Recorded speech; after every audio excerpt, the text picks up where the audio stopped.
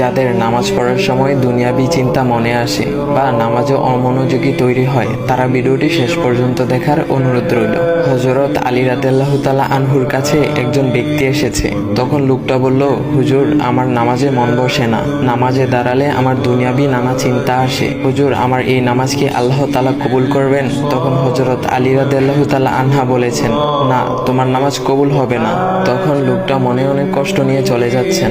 এমন সময় রাসূল সাল্লাল্লাহু আলাইহি ওয়াসাল্লাম এসে হযরত আলী রাদিয়াল্লাহু তাআলা আনহুকে জিজ্ঞাসা করলেন, ইয়া আলী, আপনার কাছে লোকটা কেন এসেছিল? এসে দেখি মন খারাপ করে চলে গেল। কেন, কি হয়েছে আমাকে বলুন। তখন আলী রাদিয়াল্লাহু তাআলা আনহু বলেন, তিনি আমার কাছে জানতে এসেছেন যে নামাজে দুনিয়াবি চিন্তা আসলে নামাজ হবে কিনা। আমি বলেছি, না, তোমার নামাজ কবুল হবে না। রাসূল সাল্লাল্লাহু আলাইহি ওয়াসাল্লাম তখন বলেন, ইয়া আলী, আপনাকে আমি একটা চাদর উপহার দিতে চাই, তবে একটা শর্ত আছে। আলী রাদিয়াল্লাহু তাআলা আনহু খুশি হয়ে বলেন, ইয়া রাসূলুল্লাহ, কি শর্ত তা বলুন, আমি আপনার সকল শর্ত মেনে নিব। বুঝতেই তো পারছেন রাসূল সাল্লাল্লাহু আলাইহি ওয়াসাল্লামের চাদর বলে কথা। তখন রাসূল সাল্লাল্লাহু আলাইহি ওয়াসাল্লাম বললেন, ইয়া আলী, আপনি যদি এই মুহূর্তে 2 রাকাত নামাজ একনিষ্ঠভাবে পড়তে পারেন দুনিয়াবি সকল চিন্তা দূর করে, তাহলে আমি আপনাকে সেই চাদরটি উপহার দেব। আলী রাদিয়াল্লাহু তাআলা আনহু বলেন, এটা তো সাধারণ ব্যাপার। আলী রাদিয়াল্লাহু তাআলা আনহু তখন নামাজে দাঁড়িয়ে গেলেন আর তিনি নামাজ পড়তে শুরু করলেন।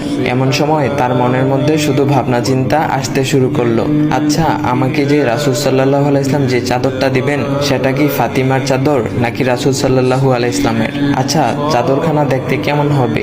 এই বিভিন্ন বিষয় নিয়ে ভাবতে লাগলেন। তিনি ভুলেই গেছেন যে দুনিয়াবি চিন্তা নামাজে আনতে রাসূল সাল্লাল্লাহু আলাইহি ওয়াসাল্লাম নিষেধ করেছেন। এর মধ্যে আলী রাদিয়াল্লাহু তাআলা আনহুর নামাজ পড়া শেষ। আলী রাদিয়াল্লাহু তাআলা নামাজ শেষ করে রাসূল সাল্লাল্লাহু আলাইহি ওয়াসাল্লামকে বলতেছেন, ইয়া রাসূলুল্লাহ, আমি আপনার শর্ত মেনেছি, এখন আমাকে চাদরখানা উপহার দেন।